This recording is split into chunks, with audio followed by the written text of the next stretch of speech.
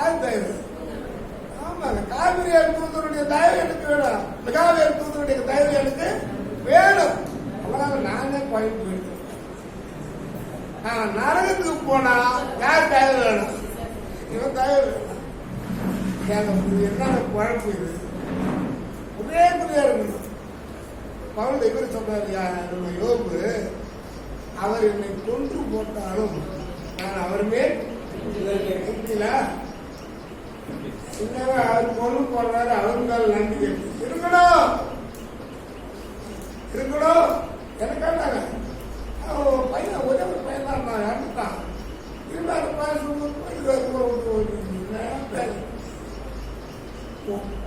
ஊழிய யாருக்கு செய்ய வந்திருக்கிறேன்?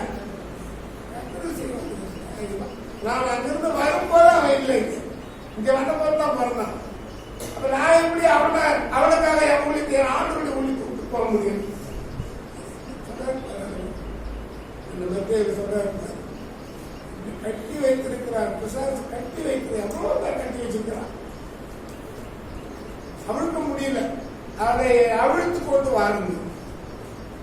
ஒருவேளை அவன் யாராவது உங்களிடத்தில் வந்து கேட்டால், இந்த கழுதை யாருக்கு வேணும்?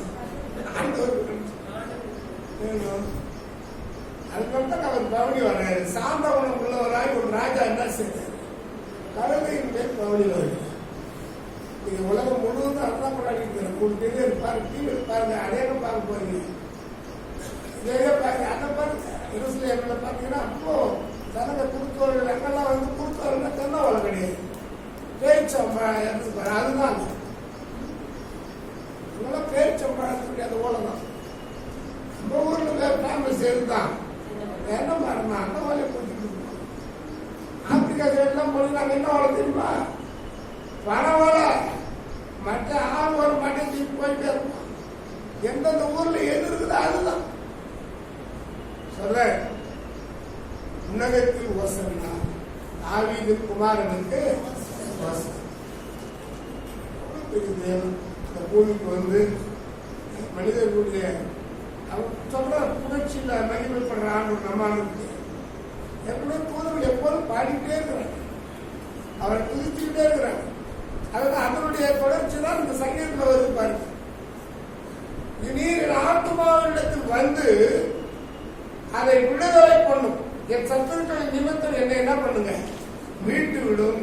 69:18 என் நிந்தையும் என் வெட்கத்தையும் என் அவமானத்தையும் அறிந்திருக்குது, என் சத்துருக்கள் எல்லாரும் முன்பாக இருக்கிறார். உங்களுடைய தலைப்பு என்னன்னு கேட்டீங்கன்னா விடுதலைக்காக. என்ன தலைப்பு இருக்கு? விடுதலைக்காக. தாவீதுடைய சங்கீதம் என்ன?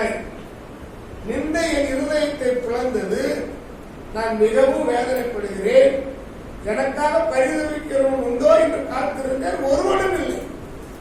கேட்கிறவர்களுக்கு காத்திருந்தேன், ஒருவனையும் காணே. நமக்கு அதேதான். ஆபத்து நேரத்தில் யாரும் ஒரு உதவி செய்ய மாட்டோம். ஆபத்துல உதவி செய்யறதா நம்முடைய காட்டாங்க. அல்லேலூயா.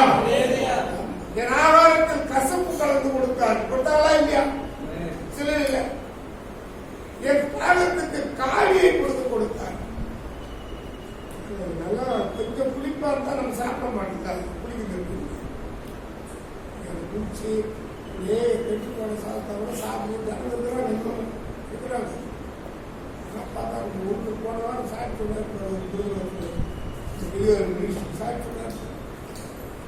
கொட்டி கிடக்கும். சாப்பிடலாம் சாப்பிடலாம் அப்படி யாரும் இல்லாத சாப்பிட்டோம். இந்திக்காரன் நாலு வழி அது இவரோட அவர் பயங்கரமா மோசமான இருக்குது. அப்படி போன்றவர்கள் தேவன் சந்திக்கிறார். அல்லேலூயா. இந்த கைதை அழுத்துட்டு வாங்க. அது எனக்கு யாராவது கேட்டா யாருக்கு வேணும்? நீங்களும் நானும் இயேசுவுக்கு தேவை. அல்லேலூயா. அதான் அவரை பிடிச்சிட்டு இருக்கிறார். அதனால இருக்கிறான்னு பாருங்க. முதல்ல கைரம் மேல யாரும் உட்காந்து இயேசு உட்காந்து எருசலேம் ஜாலியா போகுது. நடா ராஜ நடாது. நமக்குதான் உடம்பையோட போட்டு தெரியுது. என்ன அவன் சட்டம் எல்லாம் கைது கொடுத்துருக்கிறான், மரப்பலைகளை வெட்டி போடுறான். நம்ம அது மேல சும்மா ஜம் அது நடத்திட்டு போகுது. வேலையா இருக்குது எல்லாம் இருக்குதாங்க. எல்லா மகிமே அவருக்கு வாய்ப்பு இருந்தது. இஸ்லாமிய சகோதரர்கள் சொல்லுவாங்க, எல்லா புகழும் இறைவனுக்கு, எல்லா புகழும் சொன்னார். ஒருவனை காணிய ஆகாரத்தில் கசப்பு கலந்து கொடுத்தார்கள், என் தாகத்து காணியை குடிக்க கொடுத்தார். அவருடைய பந்தி அவர்களுக்கு கண்ணியும் அவருடைய செல்வம் அவர்களுக்கு வளையமா இருக்க கடவுள் சொல்லிட்டே வர நிறைய காரியங்களை காவிரிகளை இது விடுதலைக்காக ஒரு கவர்மெண்ட் 22 இருந்து 28 வரைக்கும் எதிரிகள் மேல் நியாய தீர்ப்புக்காக ஒரு கவர்மெண்ட், எதிரிகள் மேல நியாய தீர்ப்பு ஒன்று 18 இருந்து 21 தான் விடுதலைக்காக ஒரு கவர்மெண்ட். படிச்சு பாருங்க, வீட்டுல போட்டு பாருங்க, வீட்டுல பாருங்க, எதை பாருங்க,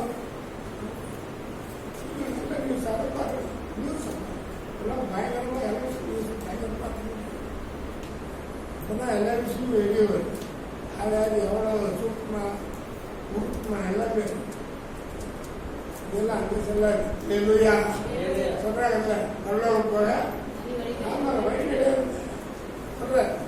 அவருடைய வாசஸ்தலம் பாழாக கடவுள், அவருடைய கூடாரங்களில் குடியில்லாமல் போவதாக.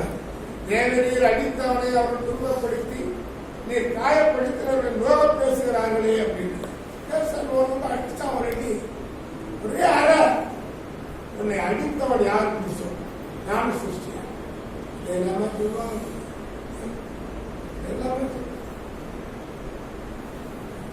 லட்சம் கூட இருந்தப்போ சொன்னேன். சொன்னா பெரிய பருப்பா பருப்பா இப்ப கடல் தான் நான் யாரு பருப்பா இல்ல ஏற்கடலையான்னு காட்டு ஓடியா போன ஓடினா இந்த போன கொள்ளுவாங்க. அப்போ இப்ப அடிவாங்க தெரியாது அடிங்க திட்டாரா ஒரு கணத்துல அடிச்சா இன்னொரு கணக்கு என்ன பண்ணு 2 கணக்கு அடிச்சிடறான். மறுபடி அடிவாங்க என்ன பண்றது, அவன் கணக்கு தான் காலியாது. பெங்களூர்ல இருந்து ஒருத்தர் கிளாஸ் எடுக்கிறாங்க, ஐயா அப்படின்னு சொன்னாரு. நான் பலருக்கு 2 அடிச்சோம் சொன்னாரு, அடிவாங்க சொன்னாரு. ஆமா உண்மைதான், ஒரு கணத்துல அடிச்சா வேறு கணக்கு 2 கணக்கு அடிச்சுக்கிட்டு இந்த கணக்கு இல்லப்பா உன் கணக்கு தாண்டாகுது கேட்காது பேக்கு போட்டு எப்ப நீங்க பெரியப்பா அப்படின்னு. அதனால கிரமத்தின் மேல் அக்கிரமத்தை அவர்கள் மேல் சுமந்தும் அவர்கள் ஒரு நீதிக்கு வந்து எட்டாது பேர் திருக்கப்பட்டு போவதா, நீதிமன்றோடைய அவருடைய பேர் எழுதப்படாது இருப்பதா. அப்படி ரொம்ப கோபம், சாதாரண கோபம் இல்லை, பெருசா கோபம். நாளோ சிறுமையும் துயரமும் உள்ளது. துயரம் நிறைய துயரம். உங்கள் துயரம் சந்தோஷமாக மாறும். எதனே விடரட்சத்திற்கு உயர்ந்த அடைக்கலமாக தேவனுடைய நாமத்தை பாடி நான் துதித்து அவரை ஸ்தோத்திரத்தினால் மகிமைப்படுத்த வேண்டும். அதாவது என்ன சொல்ல வர்றது, துதிக்கணும், ஆண்டவரை துதிக்க வேண்டும், அவரை துதித்து அவருடைய நாமத்தை மகிமைப்படுத்த வேண்டும் என்று அவர் சொல்லுவார். அதாவது இது என்ன 22 இருந்து 28 வரைக்கும் எதிரிகள் மேல் நியாயத்திற்காக ஜெபம் பண்ணுறோம். 29 நானோ என்ன நானோ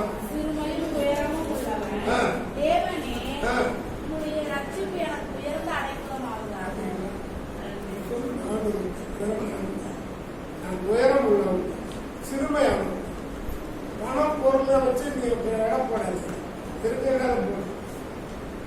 நான் வந்து குஜராத்ல கட்ச் பூச் அப்படிங்கிற பகுதியில் நான் ரயில்வேல எமர்ஜென்சி ஒர்க்குக்காக நான் கூப்பிட்டு போயிருக்கேன்.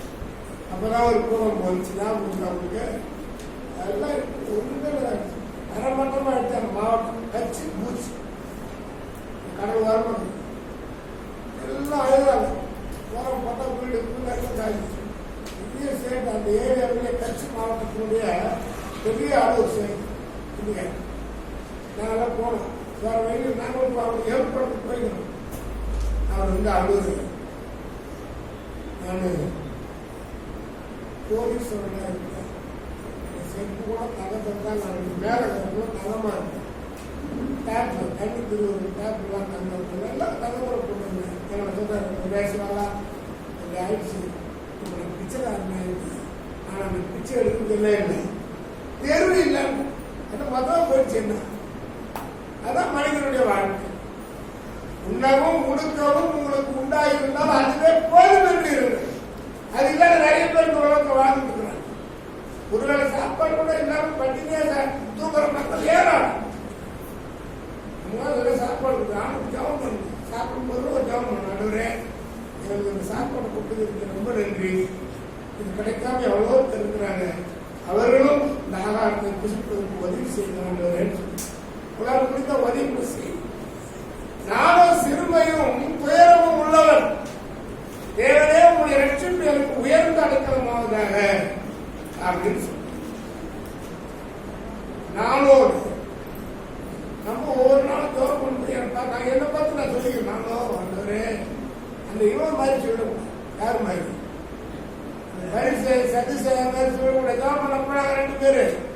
அவன் சொல்றான், அந்தவரே நான் பரிகாரம் அப்படி இப்படி அவனை மாதிரி இல்லை, அந்த வழி இடிக்கிறோம் எனக்கு பின்னாரம் பாய் அவனை மாதிரி நான் இல்லாததுக்காக வைத்து நிற்கிறேன். ஜப்பமாக இது ஜப்பத்தில் இருந்தெல்லாம் பண்ணாது.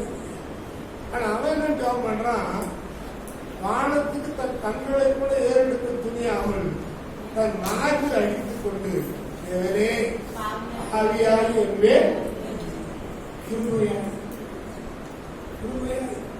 இறக்கமாய் எனக்கு இறக்கும் சொல்றாரு.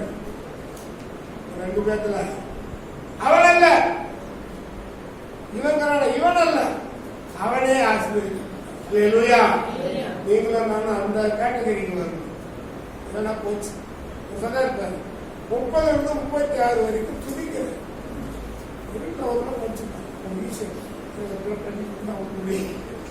தேவநீர் அடித்தவளை குணப்படுத்தி காயப்படுத்தினவர்கள் பேசுகிறார்களே சொல்லிட்டே வராரு. தேவனுடைய நாமத்தை பார்க்கிறார், துதித்தாரை தோற்கடித்தார், மகிமைப்படுத்து. கொம்பும் விரிகுளமும் உள்ள காளை எருதை பார்க்கவும் இதே கர்த்தருக்கு பிரியமாக இருக்கும் நிறைய வசனம். ஆனா இது ஒரு முக்கியமான வசனம். என்ன தெரியுமா? காளை எருதை பார்க்கலும் என்ன சொல்றாரு? இதுவே கர்த்தருக்கு பிரியம். அங்க ஒரு துதிக்கிறதுதான் பிரியம். துதிக்கிற மக்கள் மத்தியில தான் ஆண்டவர் வாசம் பண்ணி கொண்டிருக்கிறார். கர்த்தர் எளியவர்கள் விண்ணப்பத்தை கேட்கிறார், கட்டுடக்க முடியவர்களை அவர் புறக்கணியார். வானமும் பூமியும் சமுத்திரங்களும் அலைகளில் சஞ்சரிக்கிற யாவும் அவரை துதிக்க கடவுது என்று தேவன் சீயோனை ரட்சித்து யூதாவின் பட்டணங்களை கட்டுவார்.